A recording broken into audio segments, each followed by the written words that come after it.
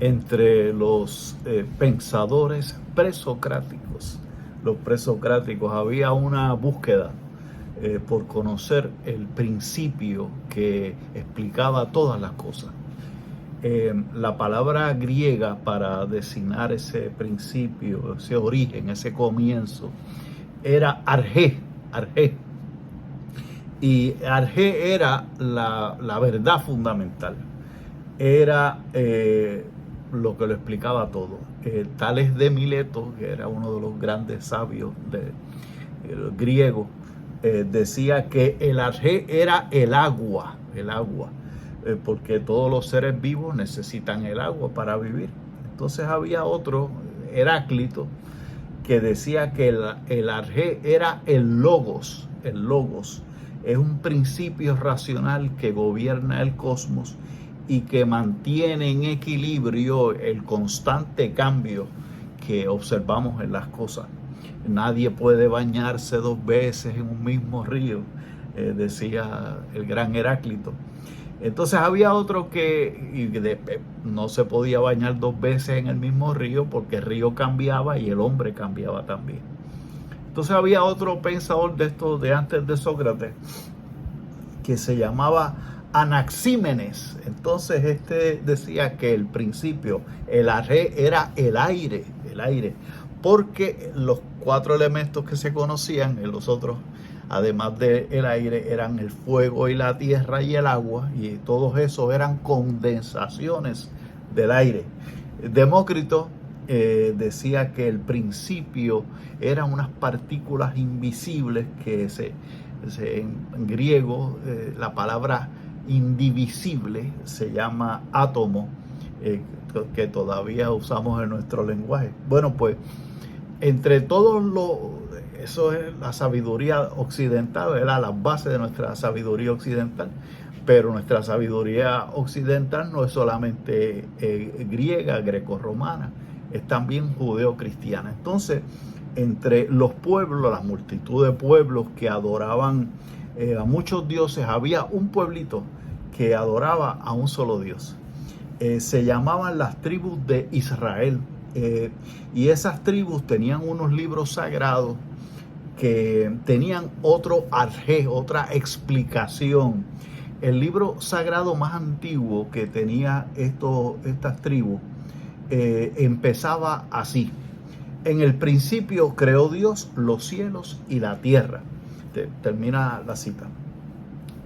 La explicación de todo, el arjé para estos pueblos nómadas que vivían allá por el desierto, era un solo Dios creador. Y de ese pueblo judío, surgió otro pueblo que invitaba a todas las naciones, a todos los pueblos de la faz de la tierra, a adorar a ese único Dios creador. Y ese grupo aceptaba todos los libros de los judíos y decía que eran una preparación para algo, anunciar un evento que ya había ocurrido. Entonces uno de los escritores de ese nuevo pueblo que surgió, empezó su libro diciendo lo siguiente: en el principio existía el Verbo, y el Verbo estaba junto a Dios, y el Verbo era Dios. Él estaba en el principio junto a Dios. Todo se hizo sin Él, y sin Él no se hizo nada. Y luego añadió más adelante: el Verbo se hizo carne y habitó entre nosotros. Bueno, pues ya saben que acabo de citar en primer término al Génesis y luego el comienzo del Evangelio de San Juan. Y hoy todo este rodeo es para presentar el Verbo, que pasó algo que lo dijo Juan, ¿verdad? Que habitó entre nosotros. Y esa habitación entre nosotros fue por espacio de 33 años, de los cuales yo quisiera hablar un poquito de 30, de esos 33 solamente de 30. Esos 30 años que estuvo haciendo lo que había anunciado por los profetas, es decir, restituyendo el orden en el caos que había traído el pecado original y el pecado de cada uno de nosotros, restituyendo el orden, salvándonos, redimiéndonos, pagar el precio, o sea, establecer el orden otra vez. Pues vámonos a conocer a este logos, a este verbo, esta palabra de Dios que se hace carne, que habita entre nosotros. Y esos 30 años, pues si vamos a definirlo, usar una sola palabra, pues hablamos de un carpintero.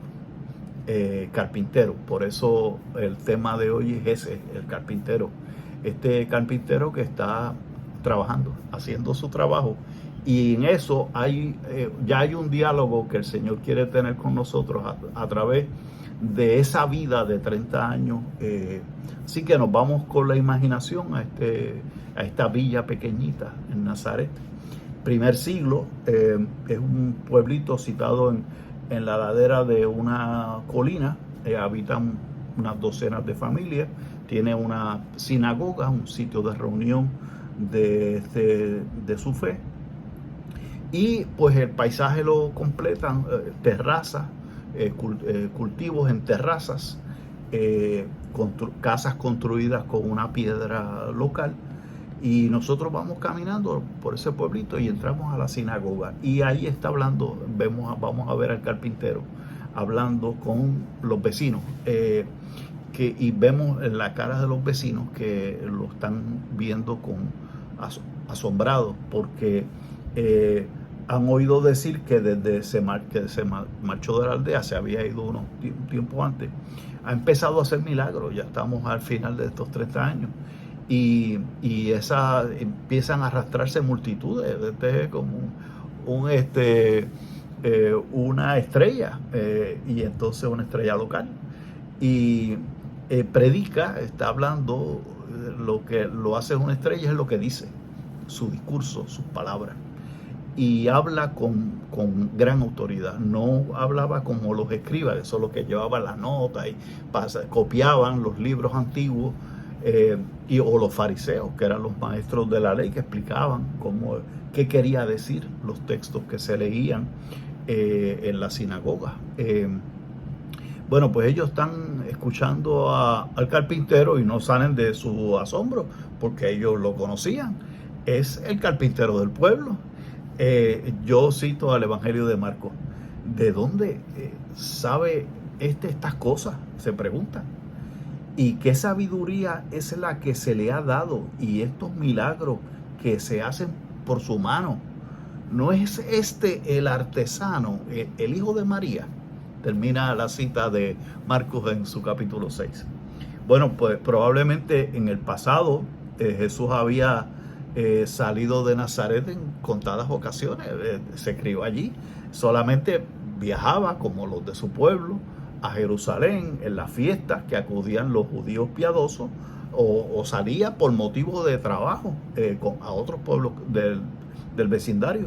No hay constancia de que Jesús de Nazaret se hubiera trasladado a Jerusalén a estudiar con los maestros de Israel. Solamente sabemos que en una ocasión estuvo 3 días en el templo, en medio de los doctores, escuchando y haciendo preguntas. Pero eso fue cuando tenía 12 años, nos lo cuenta el Evangelio de Lucas en el capítulo 2. O sea que los judíos de la ciudad santa, de Nazaret, y de sus alrededores, de Jerusalén, también ciudad santa, los que estaban en Jerusalén no recordaban haberlo visto por allá estudiando con los del pueblito de Nazaret. Pues, ¿cómo sabe de letras sin haber estudiado? Ahora cito el Evangelio de Juan. Bueno, pues, ¿por qué sabía de letras? Porque era el verbo, él era la palabra. Las letras eran suyas.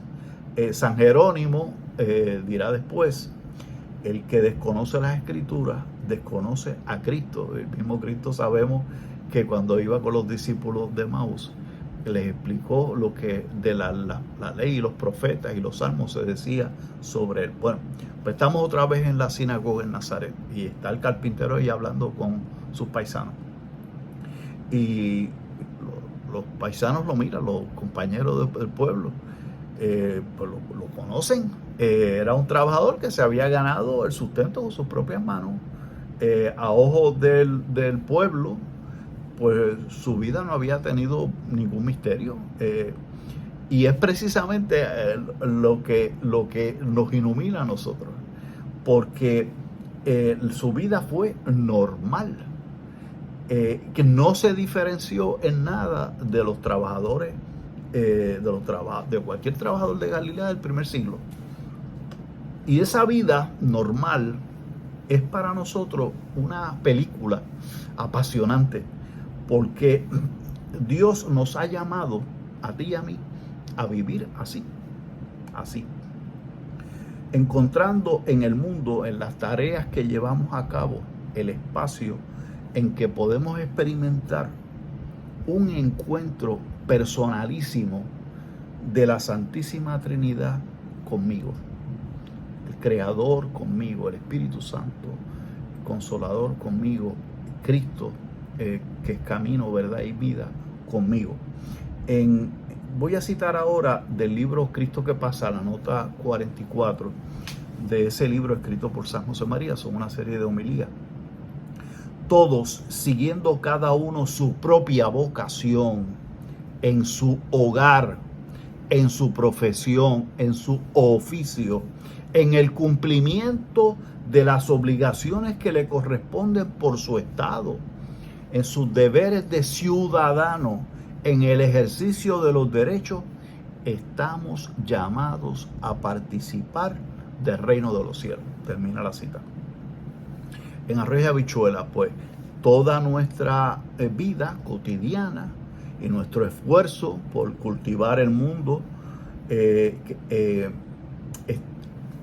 cultivar, metáfora agrícola, pues este esfuerzo por hacer un mundo mejor, tenemos que convertirlo en un diálogo personal con Dios. Voy a citar al Papa Francisco porque me parece que aquí hubo una reunión con trabajadores en Génova, en Puerto de Italia, de allí es Cristóbal Colón. En el 2017 está el Papa Francisco con trabajadores eso es una ciudad esencialmente portuaria. Dice el Papa Francisco a los trabajadores que allí estaban: los campos, el mar, las fábricas siempre fueron altares. Mira qué maravilla. Siempre fueron altares, desde los que se alzaban oraciones hermosas y puras que Dios acogió y recogió. Oraciones dichas y rezadas por quien sabía y quería rezar, pero también oraciones dichas con las manos, con el sudor, con la fatiga del trabajo de quien no sabía rezar con la boca. Termina la cita. El Evangelio dice que Jesús era, la palabra griega tectón, la usa Mateo en el capítulo 13 y la usa Marcos en el capítulo 6. Es decir, un carpintero, pero según los expertos, este término designa más al carpintero de obra que al artesano que trabaja con la madera. Aunque quizás Jesús de Nazaret hacía las dos cosas, o sea, trabajar con madera como un artesano en una pieza pequeña, o trabajar en la carpintería en una pieza de mayor tamaño, una construcción de mayor. Así, por el tamaño del pueblito de Nazaret, no debe haber sido poco frecuente visitar cualquier casa que tuviera una mesa, digamos, o un marco de una puerta, o algún instrumento de arar que había sido fabricado por las manos de Jesús de Nazaret. En un pueblo pequeño, pues no había muchos encargos para un tectón, pero Es interesante saber y este dato que a 6 kilómetros hacia el norte de Jerusalén, hacia el oeste, se encuentra una ciudad que se llama Séforis, que fue escenario de una rebelión cuando muere Herodes el Grande. ¿Se acuerdan aquel que había mandado matar a los niños de menos de 2 años porque quería matar a Jesús de Nazaret? Pues este Herodes el Grande muere y se forma una revuelta que es sofocada por los romanos. La ciudad fue incendiada, los habitantes los vendieron como esclavos.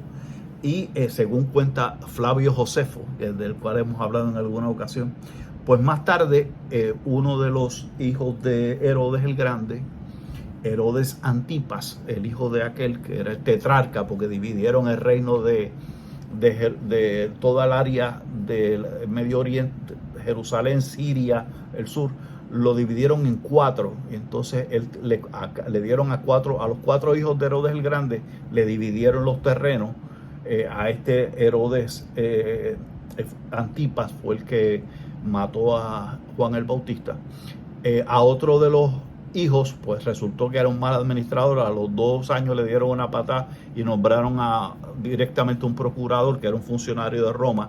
Por eso Poncio Pilatos está en Jerusalén cuando el Señor es crucificado.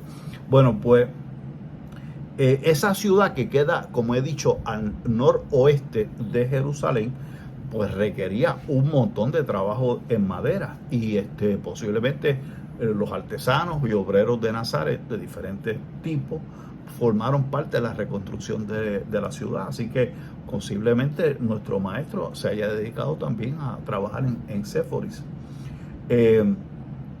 Los trabajadores ¿cómo se llama? Se empleaban en todo lo que hacía falta. Construir una casa bien cimentada, en roca, calcular todos los detalles, realizar cualquier asunto que fuera necesario en una sociedad que era predominantemente agrícola.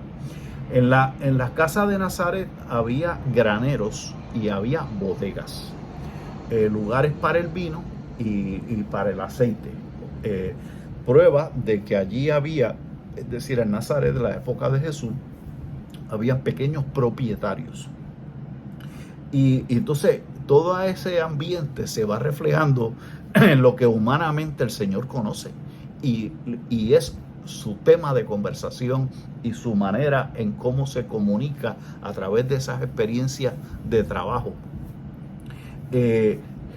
Y él, que conoce el mundo en que vivió, porque estaba allí 30 años, pues en ocasiones habla del cultivo de la vid, de la uva para hacer vino. Se compara a sí mismo con la cepa y a los discípulos con los sarmientos. Sabe que hay que emplear diferentes tipos de envases, de odres, dependiendo del tipo de vino. Conoce la situación de los jornaleros que están buscando trabajo y que a veces no consiguen trabajo, que a veces no consiguen quien los emplee. Habla de cosas que pasan en la viña, como los 2 hijos, que uno que va, que el papá los llama a los 2 y uno quiere ir, y uno dice que va pero no va, y el otro dice que va a ir que no va a ir pero va. Habla de la higuera estéril, habla de los arrendatarios homicidas. Nos cuenta Jesús que el dueño de una viña excavó un lagar, palabra que a nosotros no nos dice nada, ¿verdad? Porque el lagar es una cavidad que se pone en la roca para extraer el vino, el mosto del vino, y eso es a base de pisaera. A poca distancia de Nazaret hay un lagar excavado en roca, uno de los pocos lugares. A lo mejor los excavadores encontrarán otro más adelante. Ahora es el único que se conoce allí cerca de Nazaret. Pues a lo mejor en ese mismo lugar el Señor festejó la vendimia, era una fiesta para estar el vino, y había música y se comía, y la alegría de haber terminado la cosecha, y todo eso se refleja en lo que Jesús nos cuenta en sus parábolas. No podemos olvidar que el primer milagro que el Señor hace fue transformar el agua en un vino, pero de gran calidad, que asombró al maestro de sala. Pues todo el mundo aquí, cuando hay una fiesta, primero traen el vino bueno, y cuando ya están metidos en palo le dan el malo, y tú trajiste el mejor vino, lo guardaste hasta ahora. Bueno, porque él sabía de vino, sabía de su comunidad, sabía de las cosas bien hechas, y quiso darle a esa fiesta no solamente vino, sino el mejor vino. Las parábolas nos dan indicios sobre los trabajos que Jesús conocía. Habla de la labranza, habla de la semilla de trigo que germina sola, de aquella que tiene que morir y ser sepultada para que dé fruto. La mirada de Jesús, que es verdadero hombre y verdadero Dios, nota la desproporción entre la pequeñez de una semilla de mostaza y el árbol que se desarrolla a partir de esa semillita tan pequeña. En la faena del campo, Jesús manifiesta un conocimiento del campo y de otras actividades comerciales, de la pesca, de la ganadería, de la banca. Y todo esto nos tiene que poner a reflexionar a nosotros sobre cómo en esos 30 años el Señor se preparó para su vida pública, pero también estaba ya haciendo la redención, haciendo bien su trabajo, haciendo bien lo que le tocaba, empleándose año tras año, un año y otro año, la rutina, no para la pensión de los 30 años, sino para...